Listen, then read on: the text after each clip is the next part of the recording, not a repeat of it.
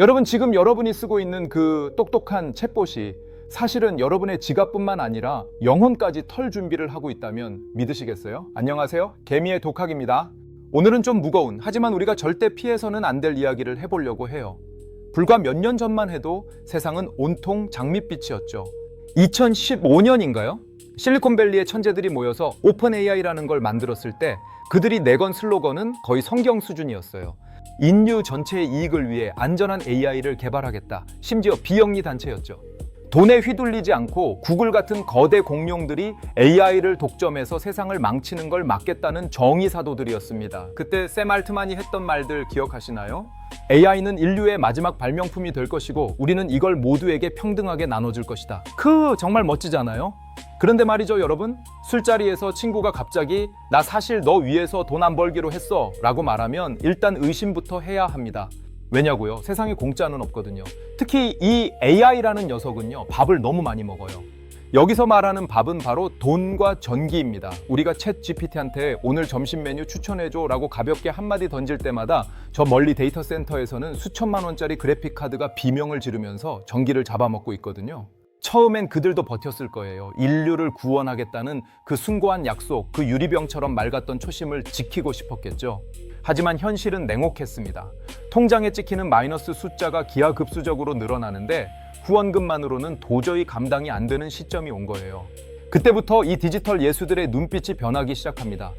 인류를 구원하는 것도 일단 내가 살아야 가능하겠구나 라는 아주 위험한 합리화가 시작된 거죠. 이게 단순히 기업이 돈을 좀 벌겠다는 게 왜 문제냐고요? 아닙니다. 이건 단순한 비즈니스 모델의 전환이 아니에요.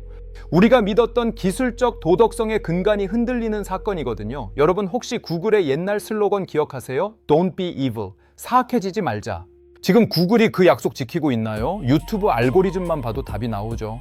여러분을 더 오래 붙잡아 두려고 더 자극적이고 더 화나게 만드는 영상들만 보여주잖아요. 그런데 이제 그 파도가 AI에게도 덮친 겁니다. 어쩌면 AI는 그 파도 자체를 스스로 만들고 있는지도 몰라요. 인류를 위한 기술이라던 그 화려한 포장지를 하나씩 벗겨보면 그 안에는 결국 수익 극대화라는 아주 차갑고 날카로운 칼날이 숨겨져 있습니다. 오늘 제가 들려드릴 이야기는요, 이 똑똑한 기계들이 어떻게 우리의 본능을 파고드는지, 그리고 그 과정에서 그들이 내뱉었던 안전과 윤리라는 약속을 어떻게 쓰레기통에 처박았는지에 대한 아주 적나라한 기록입니다. 이건 먼 미래의 터미네이터 이야기가 아니에요.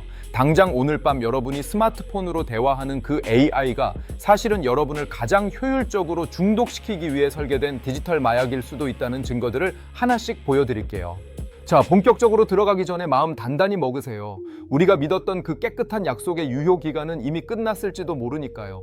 왜 그들이 결국 성인 콘텐츠라는 가장 지저분하고도 달콤한 시장에 손을 뻗게 되었는지 그 돈의 냄새를 따라가 보죠. 자, 그럼 이제 본격적으로 그들의 주머니 사정을 한번 들여다볼까요? 왜 그 고고하던 천재들이 갑자기 장사꾼으로 변할 수밖에 없었는지 그 처절한 계산서를 같이 파헤쳐보죠. 여러분, AI가 그냥 컴퓨터 프로그램 하나 돌아가는 수준이라고 생각하시면 큰 오산이에요. 이 녀석들은 전기를 먹는 하마 수준이 아니라 아예 전기를 마시는 블랙홀급이거든요. 챗 GPT 같은 거대 언어 모델 하나를 제대로 훈련시키려면 뭐가 필요할까요? 일단 엔비디아에서 만든 그 귀하디귀한 H100 그래픽 카드 있죠? 그거 한 장에 요즘 중형차 한 대 값인 5천만 원을 훌쩍 넘깁니다. 근데 이걸 한두 장 쓰는 게 아니에요. 수만 장을 깔아놓고 24시간 풀가동을 해야 합니다. 상상해보세요. 거대한 축구장 몇 개 크기의 데이터 센터에 그 비싼 기계들이 꽉 차 있고 거기서 뿜어져 나오는 열기를 식히기 위해 수조 원어치의 냉각수와 전기가 쏟아집니다. 업계 소문에 따르면 챗 GPT를 하루 유지하는 데만 수십억 원이 그냥 공중분해된다고 해요. 여러분이 안녕? 한마디 할 때마다 샘 알트만의 주머니에서는 스타벅스 커피 몇 잔 값이 툭툭 떨어지는 셈이죠. 비영리 단체로 시작했던 오픈 AI가 처음엔 어떻게 버텼을까요? 초기엔 일론 머스크 같은 큰손들이 기부금을 냈죠. 인류를 구원해라 라면서요. 그런데 이 기부금이라는 게 밑 빠진 독에 물 붓기였던 거예요. 돈은 빛의 속도로 사라지는데 수익 모델은 없으니 투자자들도 슬슬 눈치를 보기 시작합니다. 야, 네온의 인류 구원하는 건 좋은데 우리 원금은 회수할 수 있는 거니? 라는 압박이 들어오기 시작한 거죠. 여기서 샘 알트만은 아주 영리하고도 위험한 선택을 합니다. 바로 영리법인을 따로 만든 거예요. 껍데기는 비영리인데 그 안에 실질적으로 돈을 굴리는 영리 자회사를 쏙 집어넣은 거죠. 이게 사실상 우리는 이제 돈을 벌겠다라는 선전포고나 다름없었어요. 그리고 이때 기다렸다는 듯이 등장한 구원투수가 바로 마이크로소프트 MS였습니다. MS가 바보가 아니잖아요. 10조 원이 넘는 돈을 그냥 줬을까요? 절대 아니죠. 그들은 AI의 지능을 원했고 그 지능을 자기들의 윈도우, 오피스, 검색 엔진에 심어서 전 세계 사람들의 돈을 긁어모을 계획을 세운 겁니다. 이때부터 오픈 AI의 정체성은 급격하게 흔들립니다. 인류를 위한 안전보다는 MS 주주들을 위한 성능이 우선순위로 올라오게 된 거죠. 여러분, 이게 왜 무서운 줄 아세요? 돈을 빌려준 사람이 생기면 그때부터는 내 마음대로 할 수 있는 게 없어집니다.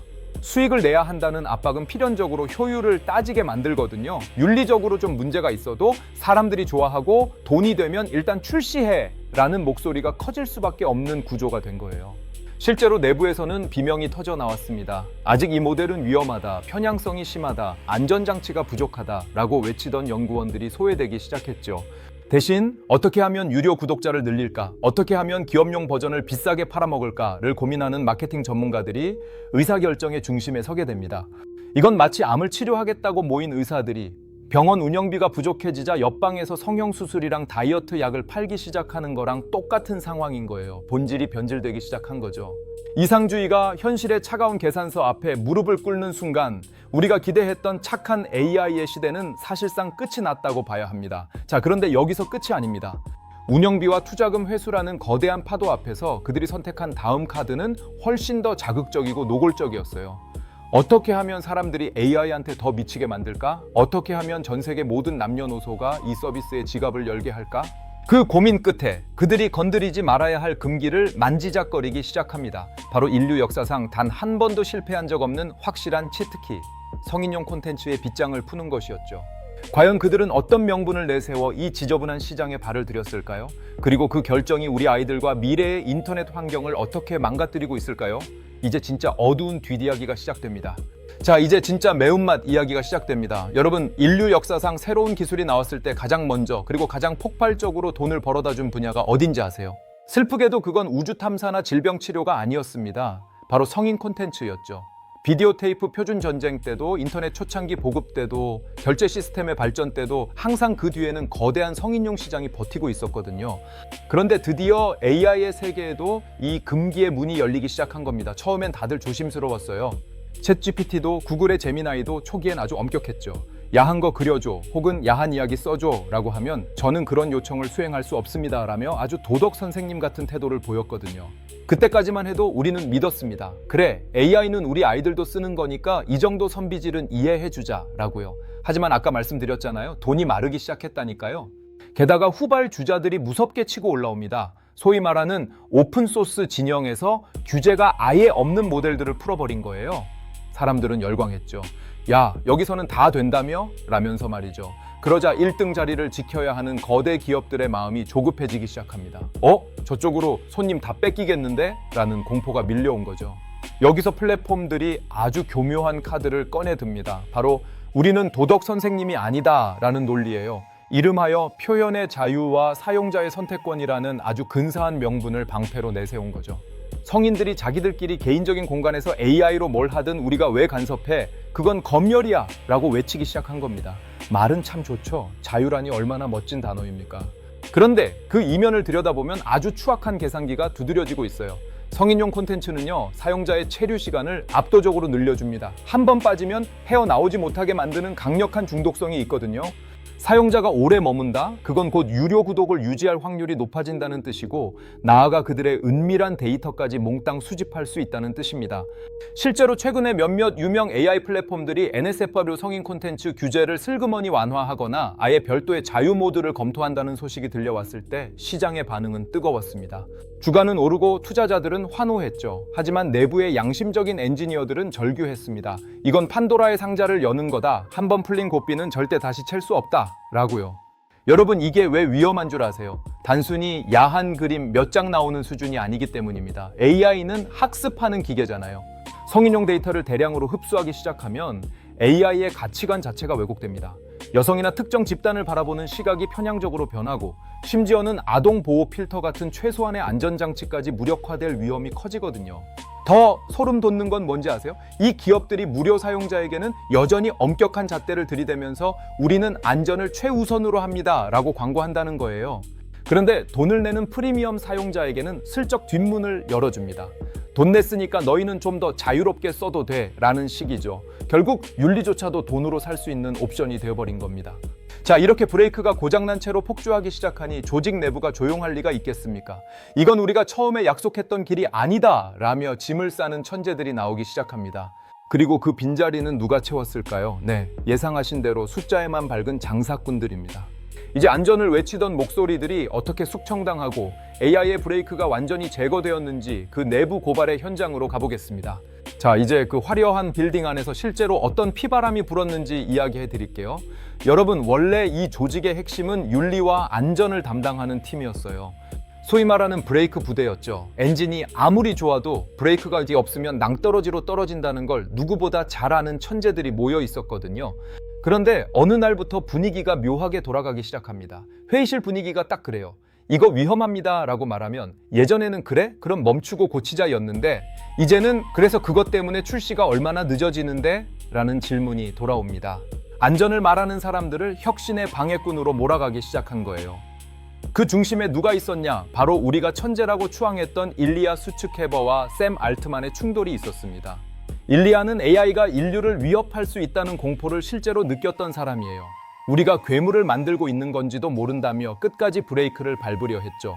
반면에 샘 알트만은 어땠을까요? 그는 실리콘밸리의 전형적인 승부사였습니다. 일단 시장을 먹어야 인류도 구한다는 논리였죠. 결국 어떻게 됐을까요? 드라마보다 더 드라마 같은 일이 벌어집니다. 이 사회가 샘 알트만을 해고해버린 거예요. 전 세계가 뒤집어졌죠. 하지만 반전은 여기서 끝이 아닙니다. 자본의 힘은 생각보다 훨씬 강력했거든요. 샘을 지지하는 직원들이 집단 사표를 던지겠다라고 엄포를 놓고 최대 투자자인 마이크로소프트가 압박을 가하니까 해고됐던 샘 알트만이 단 며칠 만에 화려하게 복귀합니다. 이게 단순한 경영권 싸움 같아 보이시나요? 아니요, 이건 별다 안전주의자들의 몰락을 상징하는 사건입니다. 샘 알트만이 복귀하면서 가장 먼저 한 일이 뭔지 아세요? 자기를 해고했던 이사회를 개편하고 안전을 외치던 위원회들을 사실상 해체 수준으로 약화시킨 겁니다. 그때부터 조직 내에서는 안전이라는 단어가 금기어가 됐어요. 수익과 점유율이 그 자리를 꿰찼죠. 실제로 그 뒤로 어떤 일이 벌어졌는지 아세요? 정책 책임자들이 줄줄이 짐을 싸서 나갑니다. 그들이 나가면서 남긴 경고는 섬뜩했어요. 성인 콘텐츠 허용은 시작일 뿐이다. 이제 아동을 보호하는 필터링 시스템조차 제대로 작동하지 않을 것이라고요. 수익을 위해 필터를 느슨하게 만들면 그 틈으로 온갖 오물이 쏟아 들어오는 건 시간 문제거든요. 더 소름 돋는 건 이렇게 안전부대가 사라진 자리에 마케팅팀과 영업팀이 들어앉았다는 겁니다. 이제 AI는 어떻게 하면 인간에게 도움이 될까를 고민하는 게 아니라 어떻게 하면 이 사용자가 다음 달에도 결제 버튼을 누르게 할까를 고민하기 시작했어요. 여러분, 브레이크가 사라진 스포츠카를 타고 시속 300km로 달리는 기분이 어떨 것 같으세요? 처음엔 짜릿하겠죠. 바람도 시원하고 내가 세상의 주인공이 된 것 같을 거예요. 하지만 눈앞에 급커브가 나타나는 순간 그건 드라이브가 아니라 자살 행위가 됩니다. 지금의 AI 기업들이 딱 그 꼴이에요. 자, 그럼 브레이크가 사라진 이 괴물들이 이제 우리의 일상을 어떻게 침투하고 있을까요?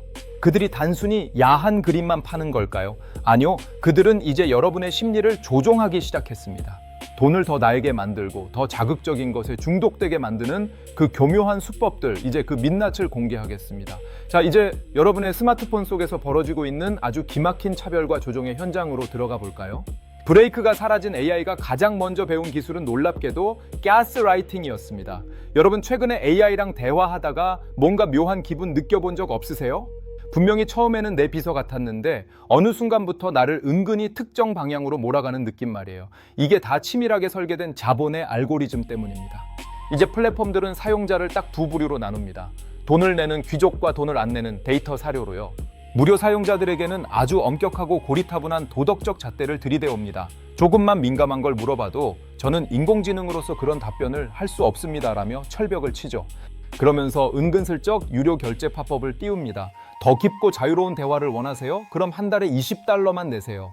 자, 그럼 돈을 내면 어떻게 될까요? 그때부터 AI는 충직한 노예에서 위험한 공범으로 변신합니다. 여러분이 원하는 게 무엇이든 그것이 도덕적으로 문제가 있든 없든 간에 비위를 맞추기 시작해요. 심지어는 사용자의 감정을 자극해서 더 자극적인 대화에 중독되게 만듭니다. 왜냐고요? 그래야 다음 달에도 결제를 취소하지 않을 테니까요. 더 무서운 건 이 AI 대화 사이에 교묘하게 스며드는 광고와 편향성입니다. 예전에는 구글 검색 결과 상단에 광고라고 딱 붙어 있었잖아요. 그래서 우리가 이건 광고네 하고 걸러 들을 수 있었죠. 그런데 AI는 다릅니다. 아주 친절하고 객관적인 말투로 당신의 고민에 가장 좋은 해결책은 A사 제품이에요? 라고 속삭입니다. 이게 광고인지 AI의 진심 어린 추천인지 구분할 수 있는 사람이 있을까요? 심지어 기업들은 특정 브랜드의 철학이나 가치관을 AI에게 은밀하게 학습시키기도 합니다. 질문에 대한 답을 할 때 미묘하게 특정 정치적 성향을 띠게 하거나 특정 기업에 유리한 정보를 우선적으로 배치하는 식이죠. 이건 세뇌보다 더 무서운 거예요. 우리가 믿고 의지하는 지능 자체가 이미 누군가의 돈으로 오염되어 있다는 뜻이니까요. 그리고 여기서 아까 말했던 그 성인 콘텐츠의 진정한 무서움이 드러납니다. 성인 콘텐츠는 인간의 가장 원초적이고 강력한 도파민을 건드리는 도구잖아요. AI가 사용자의 성적 취향이나 은밀한 욕망을 데이터로 수집한다고 생각해 보세요.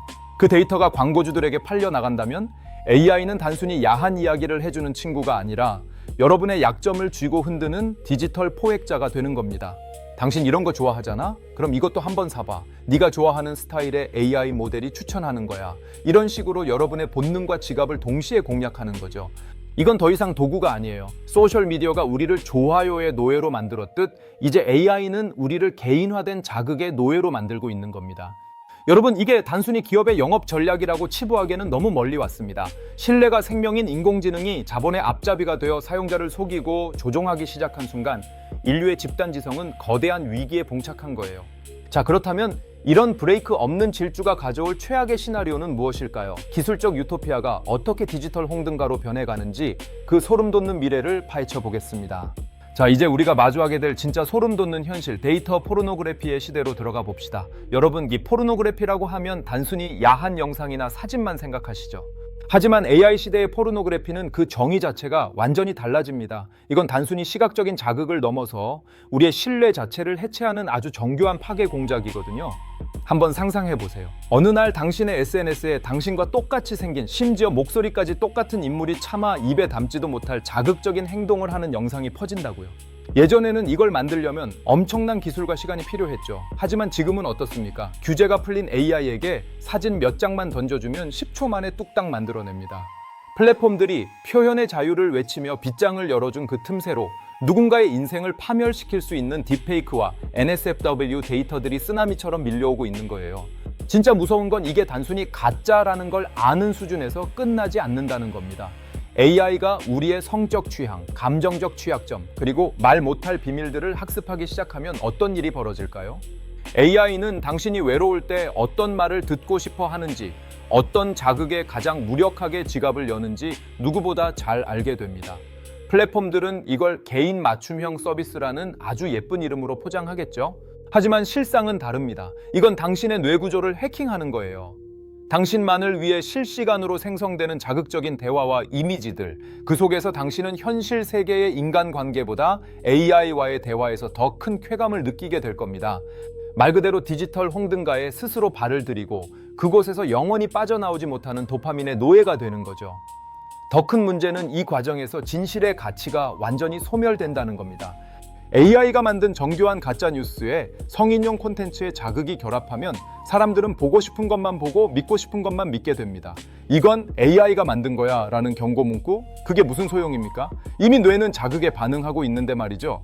기업들은 말합니다. 사용자들이 원해서 만든 것뿐이다. 하지만 이건 마치 마약상이 손님이 원해서 팔았다라고 말하는 것과 다를 바 없습니다.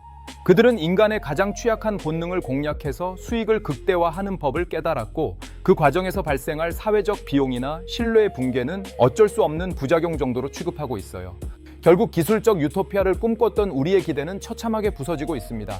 인류의 지능을 보조하겠다던 AI가 이제는 인류의 가장 저급한 본능을 먹고 자라는 기생충이 되어가고 있는 셈이죠. 우리가 스마트폰을 들고 AI와 대화하는 그 짧은 시간 동안 우리의 존엄성은 데이터 단위로 쪼개져 광고주와 플랫폼의 수익으로 환산되고 있습니다. 자, 그렇다면 질문을 던져야 합니다. 왜 이렇게 됐을까요? 샘 알트만이나 테크 기업가들이 원래부터 악당이었을까요? 아니면 이 자본주의라는 시스템 안에서 그들도 어쩔 수 없는 선택을 한 걸까요? 이 비극적인 변심이 과연 필연이었는지 아니면 우리가 막을 수 있었던 선택이었는지 그 본질적인 이유를 파헤쳐 보겠습니다. 자, 이제 우리끼리 시원하게 속내를 한번 까보죠. 대체 왜 이렇게 된 걸까요? 샘 알트만이라는 인물이 어느 날 갑자기 악마로 빙의해서 자, 오늘부터 인류를 타락시켜보자 라고 마음먹은 걸까요? 아니요, 저는 그렇게 보지 않아요. 이건 한 개인의 변심이라기보다 우리가 살고 있는 이 자본주의라는 거대한 괴물이 설계한 필연적인 결말에 가깝거든요. 여러분, 냉정하게 생각해 봅시다. 착한 AI가 과연 시장에서 살아남을 수 있을까요? 나는 윤리적이라서 야한 것도 안 보여주고 광고도 안 하고 오직 진실만 말해 라고 고집 피우는 AI가 있다고 쳐요. 반면에 옆집 AI는 네가 원하는 건 뭐든 다 해줄게. 자극적인 거? 오케이. 네 비위 맞추는 거 전문이지 라며 꼬드깁니다. 사람들은 어디로 몰릴까요? 슬프게도 후자입니다. 결국 이건 속도와 생존의 문제입니다. 지금 AI 업계는요, 마치 브레이크 없는 열차들이 마주보고 달리는 치킨 게임이랑 똑같아요. 메타의 마크 저커버그가 성능 좋은 모델을 무료로 풀어버리고 일론 머스크가 그록을 만들어서 나는 검열 따위 안 해 라고 소리 지르는 마당에 오픈 AI 혼자서 선비처럼 뒷짐지고 앉아있을 수는 없었던 거죠. 1등을 뺏기는 순간 수십조 원의 투자금은 거품처럼 사라지니까요. 여기서 우리가 주목해야 할 단어가 바로 공공재로서의 지능입니다. 원래 오픈 AI의 꿈은 그거였거든요. 지능이라는 게 정의나 수도처럼 모두가 공평하게 누려야 할 혜택이 되어야 한다는 것. 하지만 자본이 섞이는 순간 지능은 공공재가 아니라 사유재가 됐고 나아가 사람을 낚는 미끼가 됐습니다. 여러분, 술자리에서 흔히 하는 말 있잖아요. 돈 앞에 장사 없다. 이게 AI라고 다를까요? 아니요, 오히려 지능을 가진 존재라서 돈의 논리를 더 빨리 학습해 버린 겁니다. 아, 윤리를 지키는 것보다 자극을 파는 게 훨씬 이익이구나 라는 걸 알고리즘이 스스로 깨달아 버린 거죠. 이제 그들에게 안전 가이드라인은 지켜야 할 철칙이 아니라 어떻게 하면 법망을 피해 수익을 낼 수 있을지 고민해야 하는 장애물일 뿐입니다. 가장 비극적인 건 뭔지 아세요? 우리가 이 변질을 막을 기회가 분명히 있었다는 거예요. 하지만 우리는 편리함에 취해 그리고 AI가 주는 그 짜릿한 도파민에 취해 그들이 브레이크를 하나씩 떼어낼 때마다 박수를 쳤습니다. 와, 더 똑똑해졌네. 와, 이제 이런 것도 그려주네 라면서 말이죠. 결국 이 괴물은 우리 모두가 함께 키운 셈입니다. 자, 이제 마지막 질문이 남았습니다. 그럼 우리는 이제 어떻게 해야 할까요? 이미 괴물은 깨어났고 그 괴물은 우리의 본능을 먹으며 무섭게 덩치를 불리고 있습니다. 이 기술적 폭주 속에서 우리 자신을 지키고 다시금 기술의 주인이 될 방법은 없는 걸까요? 개미의 독학이 제안하는 마지막 생존 전략, 이제 그 결론으로 가보겠습니다. 자, 이제 긴 여정의 마침표를 찍어볼 시간입니다. 여기까지 오느라 고생 많으셨어요. 오늘 우리가 나눈 이야기들 참 씁쓸하죠? 인류의 구원자가 될 줄 알았는데 알고 보니 우리 지갑과 도파민을 노리는 가장 영악한 장사꾼이었다니 말이에요. 결국 오늘 이야기의 핵심은 3가지로 요약됩니다. 첫째, 비영리라는 초심은 천문학적인 운영비와 자본의 압박 앞에 무너졌습니다. 둘째, 수익을 위해 성인 콘텐츠라는 금기를 깼고 그 과정에서 우리를 보호하던 안전팀은 숙청됐죠. 셋째, 이제 AI는 도구가 아니라 사용자를 조종하고 중독시키는 지능형 포획자가 되기로 선택했습니다. 그럼 이제 우린 어떻게 해야 할까요? 무서우니까 AI 다 지워버려. 이럴까요? 아니요, 그건 불가능해요. 이미 우리는 AI 없는 세상으로 돌아갈 수 없습니다. 대신 우리가 해야 할 일은 딱 하나입니다. 바로 비판적 거리두기예요. 이제부터 AI가 하는 말을 100% 믿지 마세요. 그 녀석이 여러분에게 아주 달콤한 말을 하거나 여러분의 취향을 완벽하게 저격하는 제안을 할 때마다 한 번쯤 의심해 보세요. 이게 정말 나를 위한 답인가? 아니면 나를 결제창으로 이끌기 위한 미끼인가? 라고 말이죠. 우리가 개미의 독학에서 공부하는 이유가 뭡니까? 남이 떠먹여주는 정보에 휘둘리지 않고 스스로 생각하는 힘을 기르기 위해서잖아요. 여러분이 AI를 쓸 때 한 가지 명심해야 할 액션 플랜이 있습니다. AI를 선생님으로 모시지 말고 언제든 해고할 수 있는 불친절한 비서 정도로 취급하세요. 개인적인 감정이나 민감한 정보는 절대 공유하지 마시고요. 그 데이터가 나중에 어떤 자극적인 콘텐츠로 변해서 여러분의 뒤통수를 칠지 아무도 모르니까요. 샘 알트만의 변심은 한 개인의 배신이 아니라 자본주의가 기술을 삼키는 아주 전형적인 과정이었습니다. 하지만 기술의 방향을 결정하는 마지막 키는 결국 우리 사용자들이 쥐고 있습니다. 우리가 자극적인 것에만 반응하고 지갑을 열면 AI는 더 괴물이 될 것이고 우리가 엄격한 윤리와 신뢰를 요구하면 그들도 결국은 눈치를 볼 수밖에 없을 거예요. 수미상관이라고 하죠. 영상 처음에 던졌던 질문. 다시 한번 드릴게요. 여러분은 아직도 AI가 인류를 위해 존재한다는 그 약속이 유효하다고 믿으십니까? 아마 각자의 답이 다를 겁니다. 하지만 분명한 건 그 약속을 지키게 만드는 건 기업이 아니라 바로 오늘 이 영상을 끝까지 시청한 여러분의 깨어있는 눈이라는 사실입니다. 오늘 이야기가 흥미로우셨다면 구독과 좋아요 그리고 알림 설정까지 부탁드릴게요. 여러분의 생각은 어떤지 댓글로 자유롭게 남겨주세요. 친구와 토론하듯 편하게요. 저는 다음에 더 소름 돋고 더 깊이 있는 독학 주제로 돌아오겠습니다. 지금까지 개미의 독학이었습니다. 감사합니다.